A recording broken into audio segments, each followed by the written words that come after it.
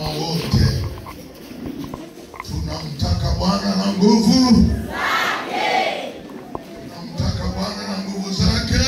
Miaka 13 ya moto wa uamsho. Kwa umoja na kwa pamoja tutatenda makuu. Haya, tunaanza huko. Maana sijamwona Ingangati akisimama. Miaka 13 ya moto wa uamsho. Tunamtaka Bwana na nguvu zake. Kwa umoja na kwa pamoja tutatenda. Makofi na vigelegele.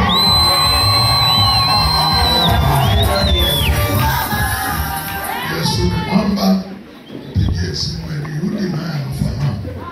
Bwana Yesu asifiwe. Bwana Yesu asifiwe.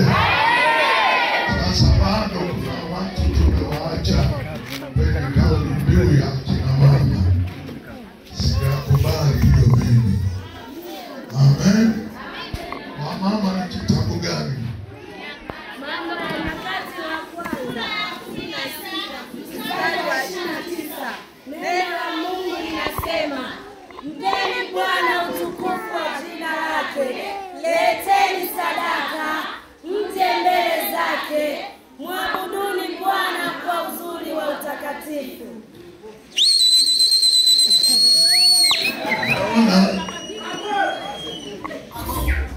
Kwa utukufu wake, sio kwa uzuri.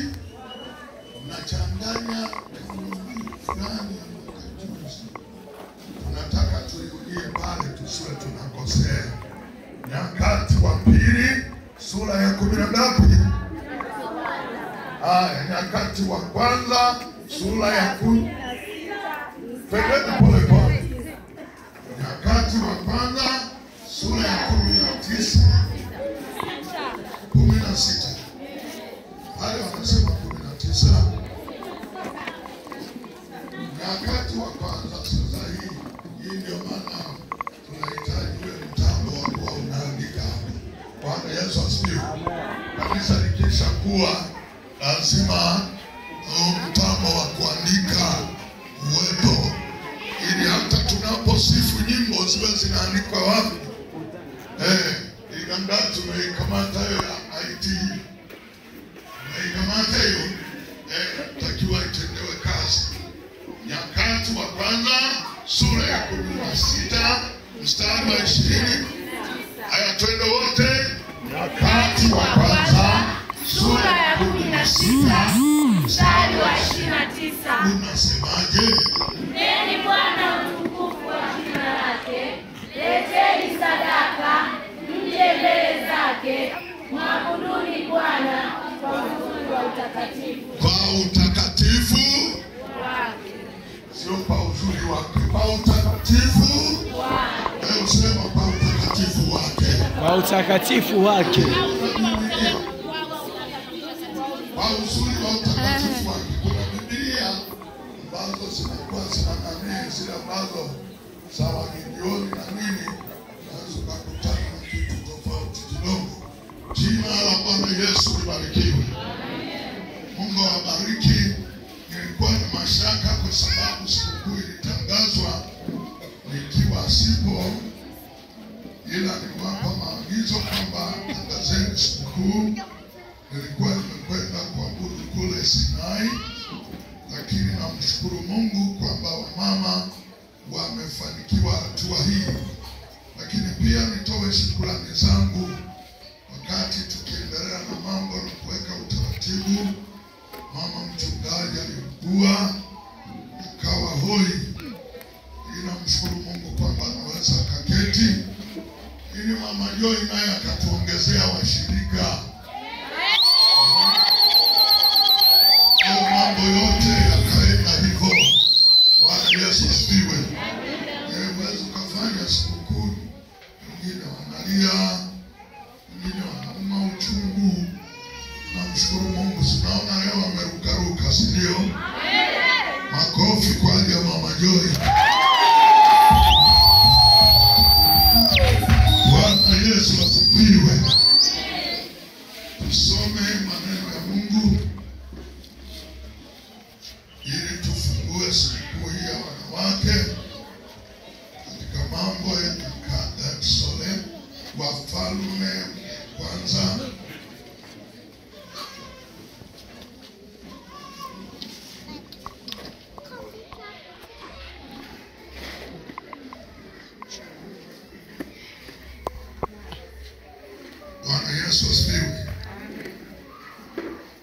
Umeshafika?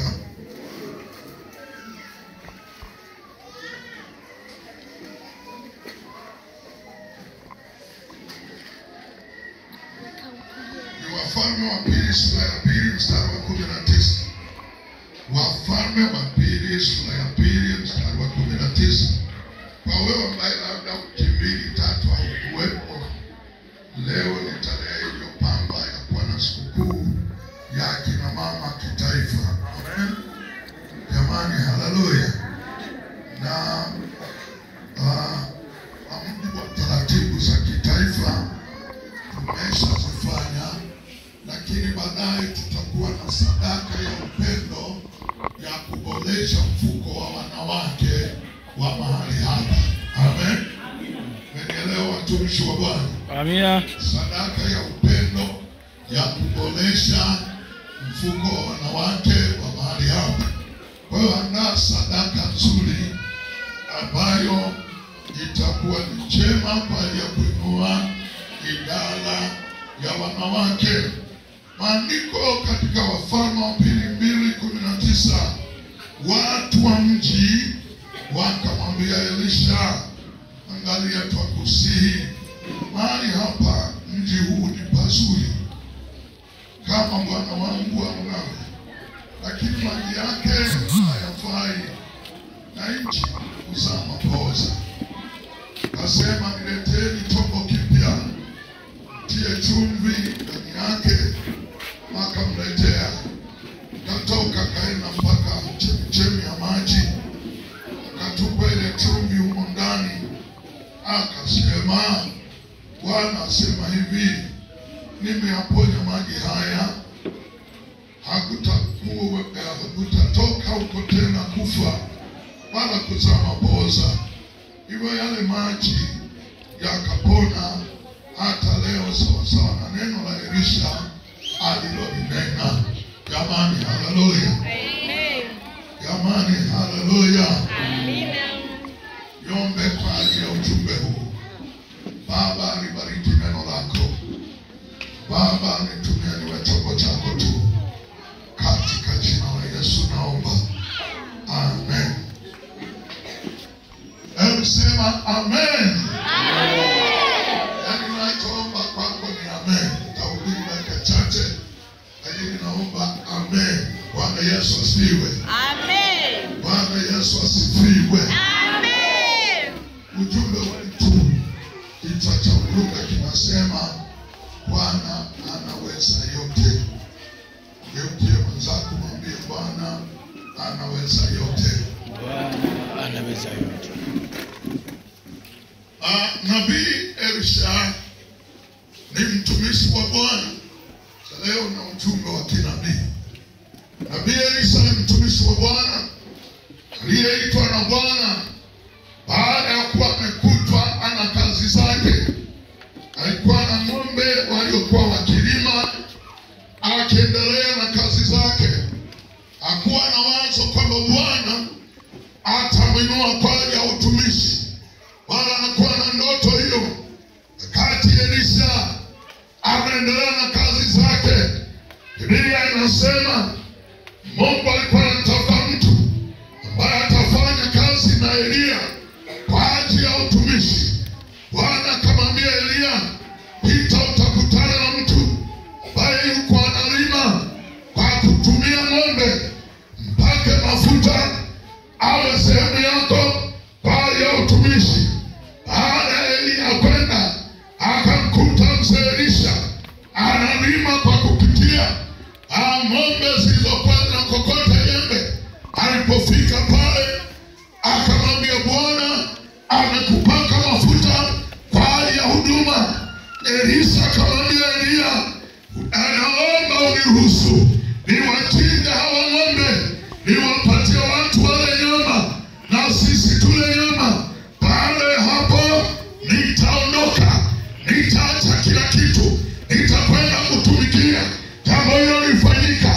Baadaye Elisha akawasema Elia, mpaka Elia alipokaa, Elisha akamwomba sehemu maradufu ya roho yake kwa ya utumishi wake. Biblia inasema wakati Elia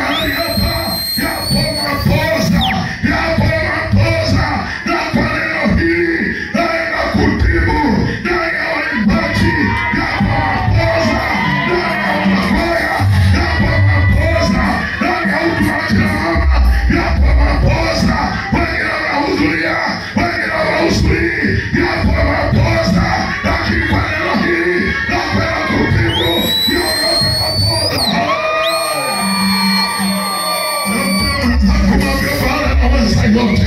Bwana anaweza yote. Ukimwambia Bwana anaweza yote. Bwana anaweza yote. Neno la Bwana hapatakuwa na makosa ndani ya ndoa yako. Kwa neno la Bwana hapatakuwa na makosa kwenye huduma yako. Kwa neno la Bwana hapatakuwa na makosa ndani ya uimbaji.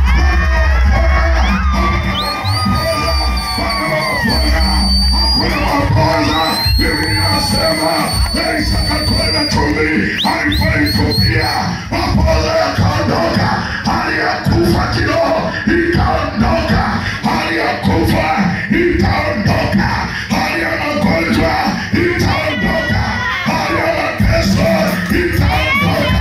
Hakuna kulia tena wala manyanyaso kwa neno la Bwana. Hali ya utasa na ukumba itaondoka.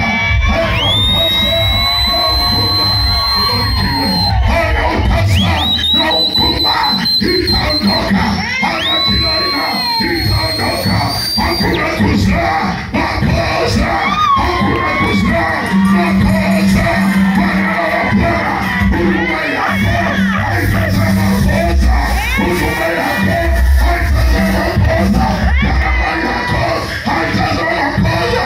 Kubali leo kwa neno la Bwana yaondoke. Haleluya.